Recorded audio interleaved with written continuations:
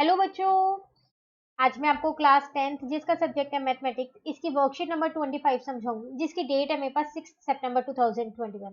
आज की वर्कशीट में हम अपना चैप्टर नंबर 6 स्टार्ट करने वाले हैं। उसकी बहुत ही इंपॉर्टेंट थ्योरम बीपीटी, ठीक है, वो समझने वाले हैं। बेसिक प्रोपोर्शनलिटी थ्योरम, ये बहुत इंपॉर्टेंट थ्योरम है इस चैप्टर की। ये थ्योरम मैंने आपको अलग से भी समझा रखी है, ठीक है।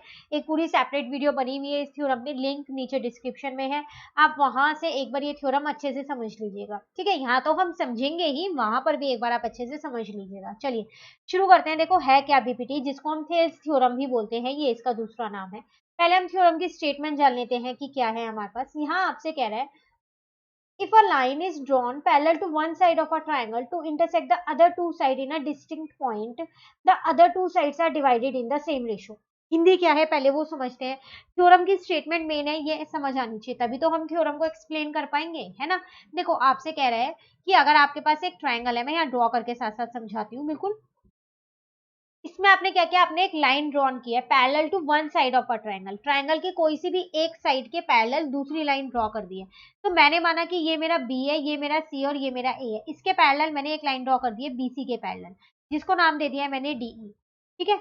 अब आपसे वो कह रहा है intersect the other two side in distinct point. तो आप देख रहे हो ये वाली साइड से तो आपने ड्रॉन की थी बीसी से, इसके पैरेलल ड्रॉ की है। तो ट्रायंगल की बाकी की दो साइड कौन सी बची है, ये वाली दोनों, ए बी और ए सी। तो इनको वो कहाँ इंटरसेक्ट कर रहा है, दो अलग अलग पॉइंट पे इंटरसेक्ट कर रहा है, जो कि कर रहा है डी और ई पर। यहाँ तक क्लियर है। द अदर टू साइड्स, जो ये बाकी की दो साइड्स बची हैं, ये डिवाइड हो जाएंगे किसमें, सेम रेशो में। इसका मतलब ए डी अपॉन में डीबी और ए ई अपॉन में ईसी हो जाएगा। थ्योरम की स्टेटमेंट समझ आ गई। तो अगर आप किसी भी ट्राइंगल के एक साइड के पैरेलल एक लाइन ड्रॉ कर देते हो और वो बाकी की दो साइड को इंटरसेक्ट करती है अलग अलग पॉइंट पे, तो वो क्या करती है, उन दो साइड्स को सेम रेशो में डिवाइड कर देती है। ये आज हमें इस बीपीटी थ्योरम में प्रूव करके दिखाना है। ये सिर्फ स्टेटमेंट थी, बहुत इंपॉर्टेंट थ्योरम है। प्रूफ प्लस स्टेटमेंट दोनों ही एग्जाम में आ जाता है। और आपको आज वर्कशीट में भी एक क्वेश्चन दिया है कि आपको स्टेटमेंट और प्रूफ दोनों करना है, ठीक है। क्लियर है स्टेटमेंट। चलिए आप प्रूफ जान लेते हैं जल्दी से। प्रूफ तो इसी में समझ लेंगे, आसान सा है। देखो यहाँ आपसे क्या कह रहा है, गिवन है in a triangle ABC DE parallel to BC. ये आपको ट्राइंगल गिवन है और इसमें ये दोनों लाइंस पैरेलल गिवन है। तो इसका मतलब जो ये डी और ई है, ये डिस्टिंक्ट पॉइंट है। तो मुझे ये प्रूव करना होगा कि जो ए डी है वो डीबी के upon is equal to A E upon में ईसी, यही सेम रेशो में डिवाइड करता है, यही प्रूव करना है। तो अब देखो हम इसे प्रूव करेंगे कैसे। यहाँ पर ये रहा टू प्रूफ, ठीक है। कंस्ट्रक्शन मैंने यहाँ पर क्या किया है, ज्वाइन कर दिया मैंने बीई एंड सी डी। मैंने क्या किया, बीई, देखो इसको देखो बिल्कुल ध्यान से देखो, इस बी को इस ई से ज्वाइन कर दिया है और इस डी को इस सी से ज्वाइन कर दिया है, ठीक है यहाँ तक। और दूसरी कंस्ट्रक्शन मैंने क्या किया है, जो ये डीएम है, ये डॉटेड वाली लाइन देख लो ना आप, ये मैंने परपेंडिकुलर डाला है। किस पे डाला है मैंने ये परपेंडिकुलर, इस पूरी एसी पे डाला है, ए ई पे नहीं डाला है। आप ये मत सोचिएगा कि ये ए ई के ऊपर है, नहीं, लिखा भी है यहाँ, मेंशन किया गया है एसी पे डाला है। उसी तरीके से मैंने एक ई एन परपेंडिकुलर डाला है और वो किस पे डाला है, इस पूरी लाइन ए बी, जो ट्राइंगल की लाइन थी ए बी, उस पे डाला है। तो दो कंस्ट्रक्शन हो गई हैं, एक मैंने बीई और सीडी को ज्वाइन कर दिया है और दूसरा दो परपेंडिकुलर्स डाले हैं, ठीक है। अब जैसे ही परपेंडिकुलर्स डाले तो वो राइट एंगल ट्राइंगल बना देगा, बनाएगा नहीं बनाएगा राइट एंगल ट्राइंगल, जो कि बना रखा है यहाँ, ठीक है। चलिए आगे देखते हैं अब हम यहाँ। तो प्रूफ में देखो यहाँ पर क्या लिखा हुआ है आपके पास कि अब आप क्या यहाँ से शुरू हो गए एक तरीके से ये थ्योरम सॉल्व करने, ठीक है। अभी तक तो सिर्फ हमने प्रूफ और कंस्ट्रक्शन लिखा था। अब प्रूफ देखो, कह रहा है एरिया ऑफ ट्रायंगल निकालना, हमने एडीई का, बिल्कुल ध्यान से समझेगा। मैंने ऐसा करती हूँ, यहाँ पर एक ये फिगर बना देती हूँ, इसमें आपको समझाती हूँ साथ साथ, ठीक है।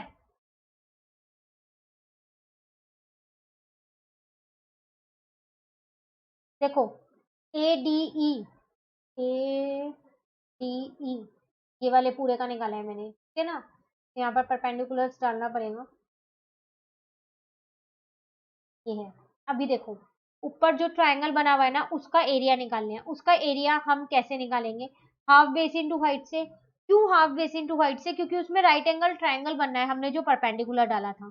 बनना है नहीं बनना है। अब आप यहाँ पर ध्यान से देखो, अगर मैं इसको डीएम को, ए डी है यहाँ पर, इसको अगर मैं अपना बेस लेती हूँ एडी को, तो जो मेरी हाइट होगी वो मेरी ई एन हो जाएगी। सही बात है, जब ये वाला मेरा बेस है, ये इतना मेरा बेस है, तो फिर हाइट तो मेरी यही होगी ना, ये वाली en। तो वही चीज मैंने यहाँ पर लिख दी है, हाफ बेस इंटू हाइट में। क्लियर यहाँ तक, कोई दिक्कत तो नहीं है। अब अभी आप सोच रहे होंगे कि हमने इसको क्यों नहीं बेस लिया, ए ई को, इसको भी तो हम बेस ले सकते हैं, तो फिर हाइट हम अपनी डीएम ले लेंगे, ये क्यों नहीं लिया, है ना। कई बच्चों के माइंड में होगा ये डाउट, बिल्कुल सही डाउट है। हम बेस दोनों में से कोई सा भी ले सकते हैं, और हाइट जो बेस लेंगे उसके अकॉर्डिंग लेंगे। तो फर्स्ट वाले केस में मैंने ये वाला बेस लिया है, तो हाइट मैंने en ले ली। लेकिन अभी मैं एक बार और इस ट्रायंगल का एरिया निकालने वाली हूँ, उस केस में मैं बेस ये लूंगी और हाइट dm लूंगी। ठीक है, तो अभी आपको फिलहाल इतना पार्ट समझ में आ गया अच्छे से। चलिए अब आगे आते हैं, नीचे भी आपका एक ट्रायंगल बनना है, कौन सा, BDE। देखो मैं यहाँ पर हाईलाइट कर रही हूँ उस ट्रायंगल को, ये रहा BDE। तो अगर आप इसमें हाफ बेस इंटू हाइट लगाओ, तो हाफ बेस अगर आप यहाँ पर डी भी लेते हो, तो हाइट तो आपकी ई एन ही रहेगी। क्यों? क्योंकि जो ई एन है ना, वो मैंने परपेंडिकुलर डाला किस पे था, ए बी पे डाला था, याद है ना, ए बी पे डाला था। मैंने आपको शुरू में बोला ये ए डी पे नहीं डाल रहे हैं, हम ए बी के ऊपर डाल रहे हैं। तो फिर हाइट तो उसकी सेम ही रहेगी ना, इस ट्राइंगल के लिए भी यही हाइट रहेगी ई एन। अब बेस हो जाएगा डी बी, तो मैंने दूसरा ये यहाँ लिख दिया। क्लियर। अब मैंने क्या किया, ये वाला जो मैंने एरिया निकाला था ऊपर वाले ट्रायंगल का और नीचे वाले ट्रायंगल का जो एरिया निकाला था, फिलहाल मैंने ये वो वाले दो ट्रायंगल्स का एरिया निकाला है जिनकी हाइट मेरे पास क्या है, en है। तो एक बार मैंने ये वाला en हाइट वाला ऊपर वाला पूरा ट्रायंगल लिया और इसमें ये वाला लिया है क्योंकि इसकी हाइट en होगी। ठीक है, अब मैंने दोनों को क्या किया, यहाँ पर उनकी रेशियोज निकाल ली। तो देखो हाफ से हाफ कट गया, en से en कट गया, फाइनली बचा आपका ad अपॉन में db। इसको आप अपनी इक्वेशन 1 मान लो। क्लियर यहाँ तक। अब हम क्या करते हैं, अब हम निकालते हैं दोबारा से ऊपर वाले ट्रायंगल का एरिया ADE का, दोबारा निकालते हैं। ठीक है, लेकिन लेकिन अब की बार हम बेस क्या करेंगे, अब की बार हम बेस AE लेंगे, तो हाइट फिर हम अपनी DM लेंगे जब हम बेस AE लेंगे तो। ठीक है, तो यहाँ पर मैंने वही दोबारा देखो ये वाला एरिया, ये रहा, रेशियो निकालिए, डायरेक्ट ये लिखा हुआ हाफ बेस इंटू हाइट से। अब बात आती है नीचे, अभी ये वाला ट्रायंगल लो, इसको इरेज करो। अब आप लो ये वाला ट्रायंगल, इस साइड वाला। तो देखो अगर आप बेस ये ले रहे हो EC, तो हाइट तो आप DM लोगे ना, क्योंकि जो ये DM है ना, ये ए पे परपेंडिकुलर नहीं था, ये AC पर परपेंडिकुलर था। हमने स्टार्टिंग में कंस्ट्रक्शन में यही चीज लिखी हुई है ना। तो अब हम अगर अपना EC बेस ले रहे हैं, तो हमारी हाइट कितनी होगी, DM होगी। तो वही चीज देखिए मैंने यहाँ पर लिख दी, ये क्लियर यहाँ तक। इस हाफ से ये हाफ कट गया, इस डीएम से ये डीएम कट गया, AE अपॉन में EC जो है वो मेरा इक्वल आ गया, रेशो में आ गया। ये मैंने अपनी इक्वेशन 2 मान ली। ये पूरी थ्योरम मैंने आपको कॉपी में सॉल्व करा रखी है, एक सेपरेट वीडियो बना रखी है, लिंक नीचे डिस्क्रिप्शन बॉक्स में है, देखिएगा जरूर। ठीक है, चलिए दो इक्वेशन बन गई। अब एक चीज और देखिए, यहाँ पर तीन इक्वेशन है, यहाँ पर एक और चीज है, छोटी सी है, फिर हो गया सॉल्व ये। तो देखो यहाँ पर एक चीज क्या है, जो आपका ये वाला ट्राइंगल है ये पूरा BDE, और जो आपका ये वाला ट्राइंगल है DEC, ये दोनों एक ही बेस पे है, DE पे है, नहीं है, दोनों का बेस सेम है DE। और जब बेस सेम होता है तो उसपे जो भी ट्राइंगल्स बनते हैं उनका एरिया इक्वल होता है। ये हमारे पास एक थ्योरम है। तो दोनों का, इसका मतलब मैं ये कह सकती हूँ कि जो एरिया मेरा यहाँ पर BDE का है, वही एरिया मेरा यहाँ पर DEC का है। इन दोनों ट्राइंगल्स के एरिया इक्वल है ना। तो यही चीज देखिए हमने यहाँ पर लिख दी है, here BD triangle BDE and DEC are on the same base DE and between the same parallels, और दोनों एक ही पैरेलल्स के बीच में है, तो एरिया इक्वल ही होगा। So area of triangle BDE is equals to area of triangle DEC। ये मैंने अपनी इक्वेशन 3 मान ली। किसको माना, इक्वेशन 3, इसको माना है पूरे को। अब अगर मैं इन तीनों इक्वेशंस को कंपेयर करूं, तो आप देखो इस वाले के जगह मैं ये लिख सकती हूँ BDE, क्योंकि अब मेरा DEC जो है वो BDE के इक्वल ही तो है। तो इसका मतलब फिर तो मेरे ये दोनों इक्वल होंगे, ये भी इसी का ही फॉर्म, इसी का इक्वल में ये आया और इसके इक्वल में ये आया है, तो दोनों चीज तो सेम ही है, तो इक्वल ही तो होंगे। तो इक्वेशन 1 2 3 से मेरा क्या निकल के आ जाता है, यहाँ पर वो निकल के आ गया मेरा यहाँ पर AD अपॉन में DB is equal to AE upon में EC। यही मेरी BPT कहती है। सेम रेशो में ही तो डिवाइड कर दी थी लाइंस को, तो देख लो AD अपॉन में DB is equal to AE upon में EC आ गया इक्वल, हो गई प्रूफ BPT। कोई मुश्किल थ्योरम नहीं है, सिंपली एक ट्रायंगल बनाना है, दो परपेंडिकुलर्स डालने हैं, नीचे वाली लाइंस को ज्वाइन करना है। ऊपर वाले ट्रायंगल का दो तरीके से एरिया निकाल सकते हैं, वो एरिया निकालना है। नीचे दो ट्रायंगल्स बने हुए हैं, दोनों का एरिया अलग अलग निकालना है। देन ऊपर वाले जो दो बार एरिया निकाला एक ही ट्रायंगल का, उनको नीचे वाले से रेशो में निकालना है। अब जब वो सेम बेस पे बने हुए हैं नीचे वाले ट्रायंगल्स, तो उनका एरिया तो सेम ही होगा और दो पैरेलल्स के बीच में ही बने हुए हैं। बस तीनों इक्वेशंस इक्वल की और मेरी थेल्स थ्योरम यहाँ पर प्रूव हो चुकी है। क्लियर यहाँ तक? चलिए अब इसका जो कन्वर्स मतलब इसका उल्टा जो होता है वो भी ट्रू होता है। वो क्या होता है वो देखिए यहाँ कह रहा है if a line divide any two side of a triangle in same ratio then the line is parallel to the third side it means ABC if side are in a ratio then DE parallel to BC। देखो अभी तो हमको पता है Thales theorem ने ये बताया कि अगर एक जो ट्रायंगल है उसकी एक लाइन के पैरेलल अगर हम दूसरी लाइन बना दें और वो दो बाकी दो साइड्स को डिस्टिंक्ट पॉइंट पे इंटरसेक्ट करते तो वो सेम रेशियो में डिवाइड हो जाती है। लेकिन इसका उल्टा ट्रू है। अगर हमारे को ऐसा दे रखा है कि जो दो साइड है उनकी जो रेशियोज है वो सेम रेशियो में डिवाइड हुई हुई है, ठीक है, तो जो एक लाइन बनी हुई है बीच में, ये इस बार पता है क्या एक्चुअल में मुझको ना ये चीज पहले से दे रखी थी कि जो मेरा AD है वो किसके इक्वल है DE के, ठीक है, और जो AF है वो किसके इक्वल है FB के इक्वल है।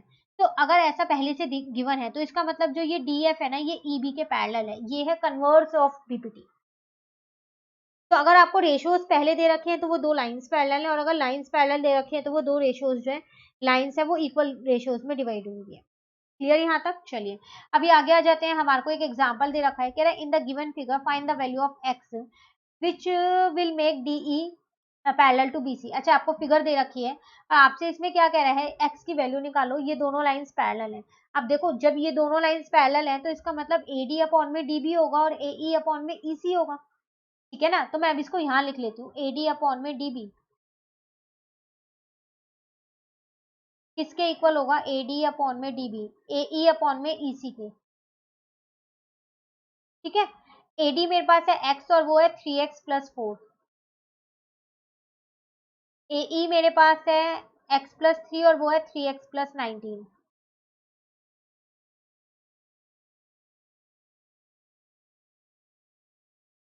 ठीक है। x की वैल्यू फाइंड करनी है, क्रॉस मल्टीप्लाई कर लेते हैं तो यहाँ पर आ जाएगा 3x प्लस का 19 और यहाँ पर आ जाएगा x प्लस 3 और 3x प्लस का 4, ठीक है। अंदर इंटू करते हैं तो आ जाएगा 3x स्क्वायर प्लस का 19x और यहाँ पर x को पहले 3x प्लस 4 से करेंगे, अब प्लस के 3 को 3x प्लस 4 से इंटू करेंगे, ठीक है। फर्स्ट नंबर सेकेंड ब्रैकेट किया है,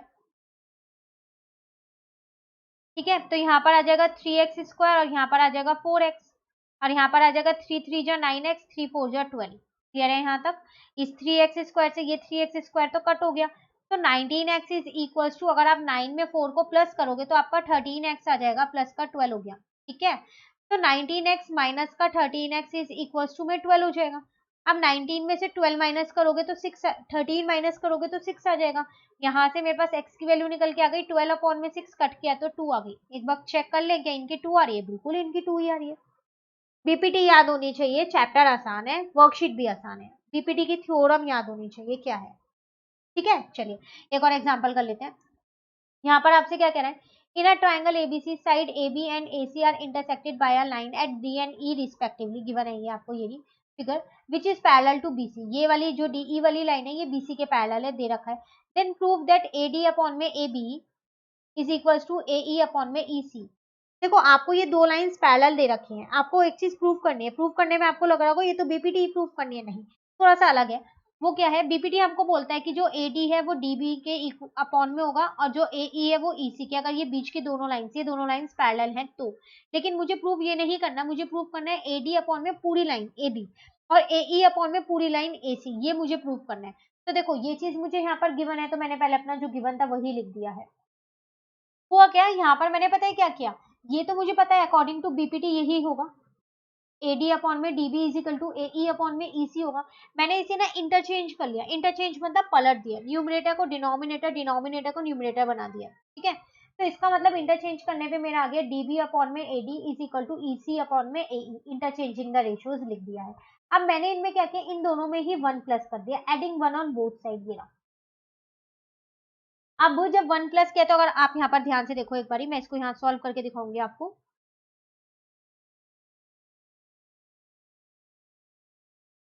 यहाँ 1 है, मैंने क्या किया पता है, यहाँ 1/1 है, यहाँ भी 1/1 है, बेस सेम कर लिया। तो AD यहाँ पर आ गया, यहाँ आ गया मेरे पास DB प्लस का AB, बेस सेम करने में यही आएगा। या फिर आप इसको एक और तरीके से कर सकते हैं, वो ये तरीका है कि डीबी अपॉन में AD is plus AD upon में एडी, एडी को कट करोगे तो 1 ही तो आ जाएगा, बेस सेम करने के लिए किया है ये मैंने। तो ईसी अपॉन में एई प्लस, और यहाँ पर क्या आ जाएगा, एई अपॉन में एई, बेस सेम करने के लिए किया है। तो यहाँ पर मैं ये लिख सकती हूँ कि डीबी प्लस का एडी अपॉन में एडी एक आ गया मेरे पास, इज इक्वल्स टू में ईसी प्लस का एई अपॉन में एई एक आ गया। यहाँ तक क्लियर है? ठीक है, फिलहाल के लिए इसको हटा दो ताकि हम आगे का अपनी वर्कशीट से ही देख के कर सकें। तो देखो, अब यहाँ ध्यान से देखो, ये इतना ये लिखा हुआ क्लियर यहाँ तक। अब आप आगे देखो, अगर आप डीबी इसमें इसके अंदर ये एडी जोड़ोगे तो ये पूरा ए बी आ जाएगा, तो वही इन्होंने यहाँ लिख दिया है, और नीचे का डिनोमिनेटर ऐसी है। इसमें अगर आप इस ईसी में, इसमें फिगर में देखो ए ई जोड़ोगे तो आपका ए सी आ जाएगा, ए सी ऐसी लिखा हुआ है और डिनोमिनेटर ए ई लिख दिया और डिनोमिनेटर ऐसी है। अब तो आ गया आंसर, अब कुछ नहीं करना है, इंटरचेंज कर दो वापसी, न्यूमरेटर को डिनोमिनेटर, डिनोमिनेटर को न्यूमरेटर बना दो, एडी अपॉन में A B, A E upon में ई सी, आंसर। यही मुझको यहाँ पर प्रूफ करना था। क्लियर था? आसान, बस बीपीटी याद होनी चाहिए। चलिए, एक क्वेश्चन दे रखा है, एक नहीं दो क्वेश्चंस दे रखे हैं, ट्राई और सेल्फ में हम एक ही करेंगे क्योंकि एक आप खुद करने वाले हो। उसमें पहले ही बता देती हूँ क्वेश्चन 2 में क्या है, state and proof Thales theorem, BPT आपको प्रूव करनी है, तो स्टेट भी करना है, प्रूफ भी करनी है। ये जो आपको पूरा दे रखा है बीपीटी, यही पूरी आपको एक्सप्लेन करनी है। ठीक है, यहाँ तक आपको पूरी एक्सप्लेन करनी है with statement and with figure. ठीक है, चलिए नेक्स्ट हम एक क्वेश्चन है वो कर लेते हैं। इन the given figure as T जो है वो पैरेलल है क्यू आर, ये दोनों लाइंस आपस में पैरेलल है, find the value of x. बहुत आसान है, रेशियोज इक्वल रख देते हैं ना, तो पहले यहाँ लिख लेते हैं। तो गिवन है मेरे पास एस टी पैरेलल है क्यू आर के। ठीक है, तो इसका मतलब मैं ये कह सकती हूँ कि पी एस जो है वो एस क्यू के इक्वल होगा, अपॉन में होगा, पी एस अपॉन में एस क्यू हो जाएगा और पी टी अपॉन में टी आर हो जाएगा। ठीक है ना? अब पी एच की जगह मैं एक्स लिख देती हूँ और एच क्यू की जगह 7.2 लिख देती हूँ। ठीक है, अब पीटी की जगह मैं क्या लिखती हूँ, 1.8 लिख देती हूँ और टी आर की जगह 5.4 लिख देती हूँ। एक बार क्रॉस चेक कर ले, हमने ये सही लिखी है ना मेजरमेंट, 7.2, 1.8, 5. ठीक है, अब देखो इस वाले पॉइंट से तो ये वाला पॉइंट कट हो गया। ठीक है, तो यहाँ बचा x अपॉन में 7.2 इज इक्वल टू 18 अपॉन में 54। ठीक है, अब मैंने यहाँ से पॉइंट हटाया तो यहाँ पर 10 कर दिया है, तो अभी हो गया मेरे पास 10x अपॉन में 72 इज इक्वल टू 18 अपॉन में 54। ऐसा करते हैं, एक बार देख लेते हैं क्या 54 18 से पूरा पूरा कट हो रहा है, बिल्कुल कट हो रहा है 3 पे, मैंने इसको यहाँ 3 पे कट कर दिया। ठीक है, तो अब मेरा फाइनली बचा क्या यहाँ पर 10x अपॉन में 72 इज इक्वल टू 1 अपॉन में 3, क्रॉस मल्टीप्लाई कर ली मैंने तो 30x इज इक्वल टू 72 आ गया। ठीक है, अब यहाँ से x कितना आ जाएगा, 72 अपॉन में 30 आ जाएगा। अब अगर आप ध्यान से देखो तो 72 भी 3 की टेबल में आता है और 30 भी आता है, तो ये 24 पे आता है और ये 10 पे आता है, तो x की वैल्यू फाइनली आपकी आ गई 24 अपॉन में 10, जिसको आप पॉइंट में लिख सकते हो 2.4, और यूनिट आप यहाँ से देख लो सेंटीमीटर है तो आप इसको सेंटीमीटर में लिख दो यहाँ। क्लियर? यहाँ तक कोई डाउट तो नहीं है? बहुत आसान था, सिर्फ बीपीटी लगानी है। ठीक है, और यहाँ पर लिख दीजिएगा अकॉर्डिंग टू बीपीटी। ठीक है, तो यहाँ पर हमारे ये क्वेश्चन क्या है जो है कंप्लीट होता है। क्वेश्चन नंबर 2 मैंने आपको बता ही दिया कहाँ पर और कैसे करना है। चलिए, अब एक छोटा सा होमवर्क क्वेश्चन मैं आपको यहाँ पर दे देती हूँ, आप मुझे सॉल्व करके बताइएगा। बीपीटी के अकॉर्डिंग बीपीटी पे ही दे देते हैं ताकि आपकी एक बार रिवाइज भी हो जाए अच्छे से। ठीक है, इसे x दे देते हैं, इसको 3 दे देते हैं। चलिए, अब आप मुझे बताइएगा कि x की वैल्यू कितनी आई फाइंड करके। जल्दी जल्दी से फाइंड कीजिए और जल्दी से कमेंट कीजिए और बताइए मुझे कि इसका क्या आंसर आया। देखते हैं कितने बच्चे इसका सही आंसर देने वाले हैं। जब आप कमेंट बॉक्स में इसका आंसर छोड़ने वाले हैं तो उसके साथ साथ आप लाइक बटन को प्रेस कर दीजिएगा अगर आपको ये वीडियो अच्छी लगी तो। और अगर अभी तक आपने चैनल नहीं सब्सक्राइब किया हुआ है तो चैनल को भी सब्सक्राइब कर लीजिएगा। ठीक है, अब हम अपनी नेक्स्ट वर्कशीट जो है वो तो हम अपनी नेक्स्ट वीडियो में समझेंगे। तो अगर आप वीडियो अच्छी लगी तो लाइक जरूर कीजिएगा। Thank you.